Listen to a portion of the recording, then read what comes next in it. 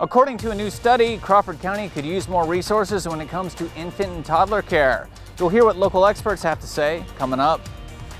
And Joplin government's asking voters to approve a new use tax. We'll tell you what that means and what it could fund. The 4 states' most watched news starts now. A new study indicates Crawford County needs more child care, especially for infants and toddlers. This is KOAM News at 6. KOAM's Mike Mahoney spoke to local child care experts and parents to learn more. A new study conducted by Girard's Greenbush Education Service Center in conjunction with Pittsburgh's Family Resource Center reveals that Crawford County's child care capacity for infants and toddlers has not kept up with demand. The executive director of the Family Resource Center says that they have a waiting list and that the study's findings are not news to her. We've always known there's been a lack of infant toddler care. This study tells us now is we have the data to prove that. Officials with Greenbush and the Family Resource Center have been presenting the study's findings to city and county leaders and say meeting Crawford County's child care demands are essential to growing the economy and the community. We feel like child care should be recognized as a function of economic development because it is. If a parent doesn't have child care, they can't go to work. Caden Fondren is a Pittsburgh father of 2, and both his kids are currently enrolled at the Family Resource Center. He says it took his first child around 2 years to get in, and while his family's child care needs are now met, he'd appreciate more child care resources for local parents who are still waiting. I would love to see more places open and, just like more places like the center, because the center is really, they do really good. They love the kids, they teach them everything. If they had more places like this, it would be absolutely amazing. In Crawford County, Kansas, Mike Mahoney, KOAM News. If you'd like to take a look at the Crawford County Child Care Needs Study, you can check out the link in this story on KOAMnewsnow.com. Brings us to today's KOAM News Now Instapoll. We're asking, on a scale of 1 to 10, how bad is the child care shortage in your community? You can participate in the poll at KOAMnewsnow.com/vote or through the KOAM News Now mobile app. Results are updated live, and we're going to check in on what you're saying here in just a bit.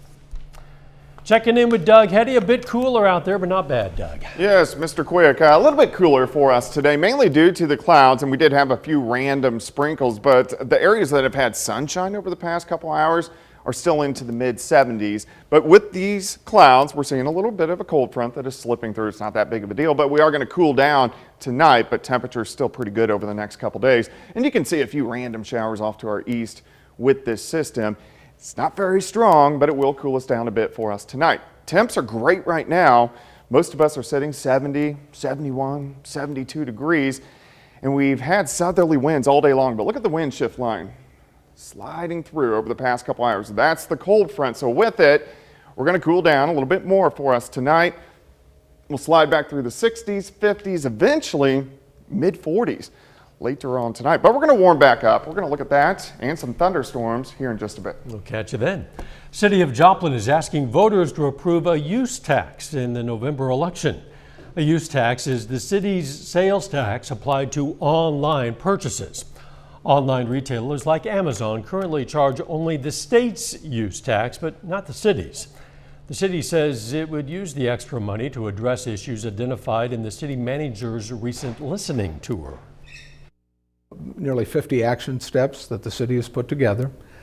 But it's important to note that the city can't do that without additional revenue. And what's been happening over the years, and we all do it, we all have done more shopping online for whatever reasons, and that's fine. But the city of Joplin is supported primarily by sales taxes. The election is November 2nd.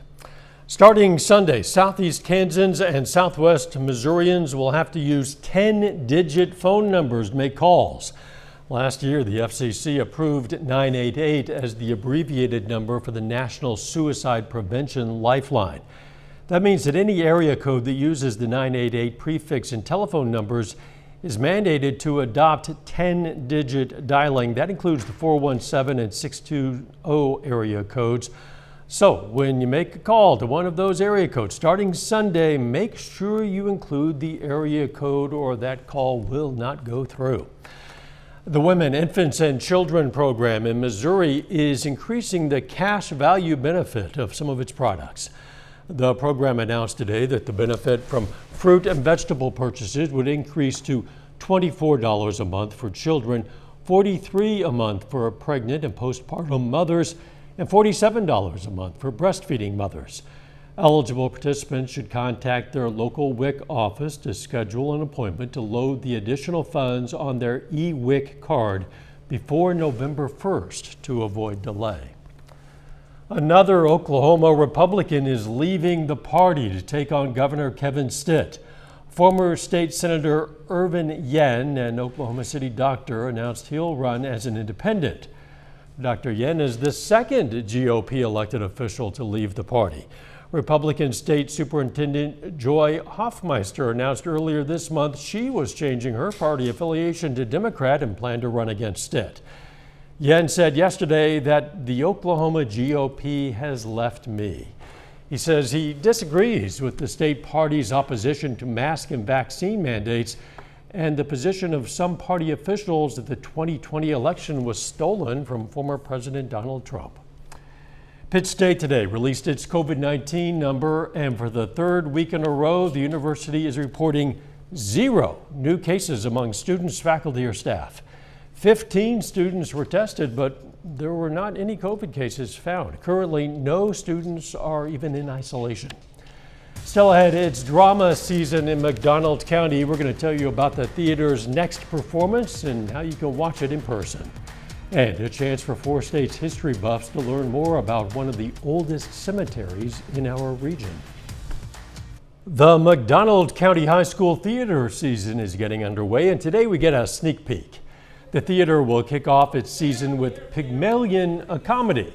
That's on Monday, but today we got to check out the dress rehearsal. A lot of work goes into these productions, and the payoff for kids extends far past the stage. They learn self-expression. They learn how to speak in front of others. And that's not, you don't have to do theater just for theater's sake. If you do theater, you're going to be better in life. You're going to be that leader. You're going to be able to speak to people. You're going to make more money. Again, you can catch the McDonald County High School Theater's production of Pygmalion, a comedy, on Monday. You can find their full schedule in this story on our website, KOAMnewsnow.com. Some history buffs have the chance to learn about one of the oldest cemeteries in Jasper County, Missouri. Peace Church Cemetery will be open for tours this Saturday. The focus will be on its beginnings, pioneer and local history, veterans of wars from the Civil War to Korea, the Battle of Carthage, and some other history. The cemetery got started, and we'll talk about some of the people that are buried here, all the way from the pioneers to the veterans that are buried here, and some of the people that kind of help establish the cemetery and some of the surrounding area that actually got this cemetery started. There will be 2 tours at Peace Church Cemetery on Saturday, one at 10 a.m., the other 2 p.m. Tickets are $12 per adult. Later, Missouri Southern football has won back-to-back games for the first time in years, but now their focus is on keeping that streak going against Emporia State. We'll hear from the Lions in sports. Plus, cold front is shifting through, so that means colder temperatures working in. We're going to look at that coming up. It definitely turned out to be another nice day for us today. A little bit cooler than what we've seen over the past couple days, mainly due to the clouds that we had all day long and a few spitting little sprinkles out there. But besides that, dry, but a cold front shifted through. It's not cold, it's just a little bit cooler of a front. But where the clouds still are, southwestern Missouri, you can see the temperatures are still into the 60s.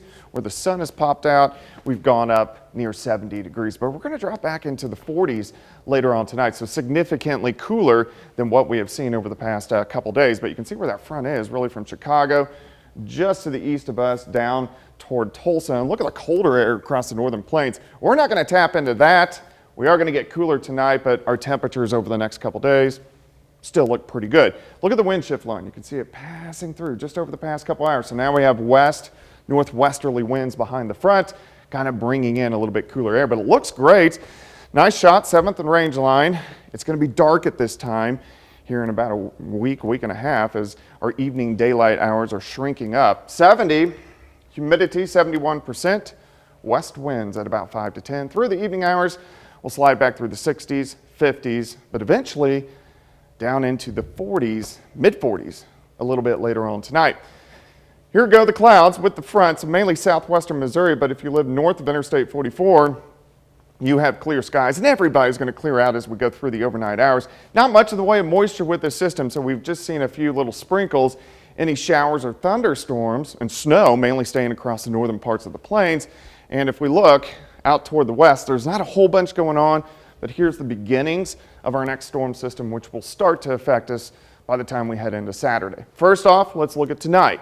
Clear skies, mid-40s, kind of chilly. So if you're getting up early, chilly start, 46 degrees, northwesterly winds at about 5 to 10. And then as we go through the morning hours, we'll warm up quickly, 62 by noon, and I think most of us will top out right around 67, which is real close to where we should be for this time of the year, and a very comfortable Thursday afternoon. And everybody will be into the 60s, maybe upper 60s in our western counties. Tomorrow night, we'll drop back into the 40s again. We are going to get some clouds, which are going to shift through, but then sunshine returns by Friday. Friday is going to be a fantastic day. Southerly winds return.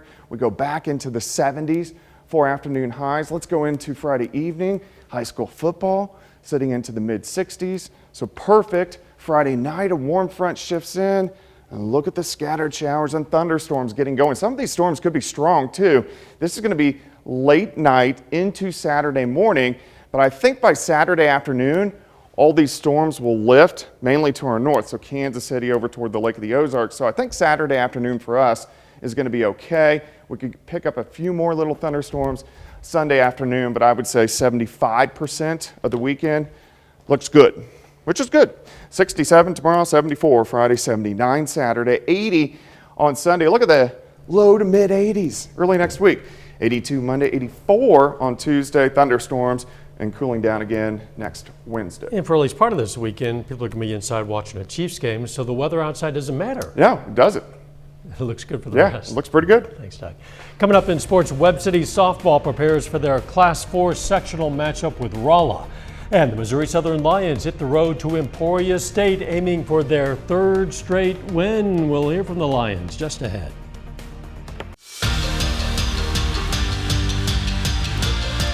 The Missouri Southern Lions are feeling pretty good right now, coming off back-to-back wins over Lincoln and Central Missouri. Southern is now 3-4 overall this season, which is already the most wins for the program since 2014. This weekend, the Lions hit the road to Emporia State in Week 8, hoping to stay rolling in the final month of the season. Last week, Atiba Bradley had a simple goal. Gosh dang it.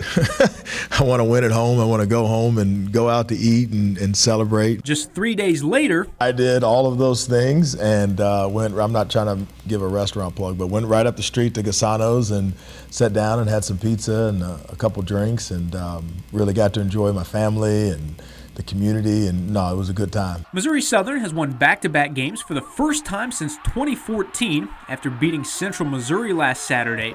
It was their first home win in 3 years. I just feel like we're at a point where we're starting to realize what we actually can do, and we're coming together. It's a lot of guys on the team that's been through rebuilding. Every week we come with a new energy that if we come hard every week, we're going to make something happen, and that's the energy we've been keeping. I think when you start to get rewarded for your hard work, it's easy to continue the hard work. It's made them hungrier. I think seeing how close we are, they're really putting in the extra effort to get us over the hump. The Lions aim to stay rolling this week at Emporia State, a team that has a matching 3-4 record. This team should be 6-1. This team could be 7-0. They have lost, every game they've lost has been one score. Regardless of the result, Missouri Southern has already built something that goes beyond wins and losses. We're not scared of anybody. We're not afraid to go out there and give it our all, whether win or lose. Because at the end of the day, it's a brotherhood, it's a team, it's a family. So knowing that you have people behind your back, it's great. It's a great feeling. Missouri Southern's game against Emporia State kicks off at 2 p.m. on Saturday in Emporia. The Webb City Cardinals are back in the Missouri Class 4 state softball bracket. The Cardinals earned a district title last Friday over McDonald County to keep their hopes for a state title alive. Now, Webb City will now play in the state quarterfinals tomorrow night, hitting the road to face the Rolla Bulldogs. Now, the Cardinals head into this one with a 17-12 record, while Rolla is 29-8. It's actually the second meeting of the season between the two teams. Rolla got by Webb City 5-3 back in September, so the Cardinals are excited to get a second chance when it counts. Whenever we played them the first time, we weren't doing our best. We know that we didn't execute hits, our defense was off, and we know that the pitcher's going to give us what she has. She knows we have some rise balls that she's going to throw to us, so we're going to do our best to lay off that and string some hits together and put some runs on the board and win a ball game. I feel like we were a different team then, and we got to see kind of what they're like. They've got solid defense, solid hitting, solid pitching, so we're just going to focus on the things that we can control and go out and give our best. And that's a look at sports. We're back with more news after this. Take time now to honor a local veteran. Willis Ross served in the U.S. Army. His hometown, Moran, Kansas. And we are proud to salute Willis Ross. He's tonight's four-state hero. Jordan Abbey joins us now with what's coming up tonight on KOAM News at 9 on Fox 14. Tonight at 9, a 23-year-old pleads guilty to a Florida school shooting in 2018 that killed 17 people. Also, new numbers from U.S. Customs and Border Protection reveal migrant arrests have skyrocketed over the past year. And the supply chain crisis going on could put your Thanksgiving dinner in jeopardy. We'll explain that and more tonight. KOAM News at 9 on Fox 14. Jordan, thanks. Let's check in on today's KOAM News Now Insta poll. We're asking, on a scale of 1 to 10, how bad is the child care shortage in your community? Right now, it's trending pretty bad, an average of around 8. You can participate in the poll at KOAMnewsnow.com/vote or through the KOAM News Now mobile app. Results are updated live, and we're going to close the poll at the end of the 10 o'clock news. So you do still have plenty of time to vote and share the poll on the KOAM News Now Facebook page. Special Olympics Kansas today hosted a bocce ball match in Columbus. This was unified bocce. Special Olympics athletes and students with intellectual disabilities took part in an effort to create long-lasting bonds between the kids. Is trying to get more unified schools in unified sports.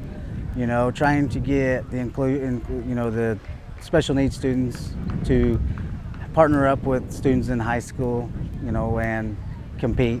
And it's amazing to watch how they compete and work together as a team. Today's bocce games were played at the community fields in Columbus. Nice weather for that, even if it's a bit cooler. Still beautiful, Doug. Yeah, it's going to be chilly tonight. We're going to drop back into the mid-40s for overnight lows, but look at our temps tomorrow. Just about perfect. Plenty of sunshine, hardly a cloud. 67, 74 on Friday evening. High school football in the 60s. Final sports note. Pittsburgh State cross-country teams will hit the road to the MIAA championships tomorrow. The Pittsburgh State men aiming for their first ever conference championship. We'll hear from them tonight at 10. Looking forward to that. Thank you for joining us. We're going to leave you tonight with more of the Special Olympics bocce ball fun. We'll see you right back here for KOAM News at 10. Let's make it a great evening.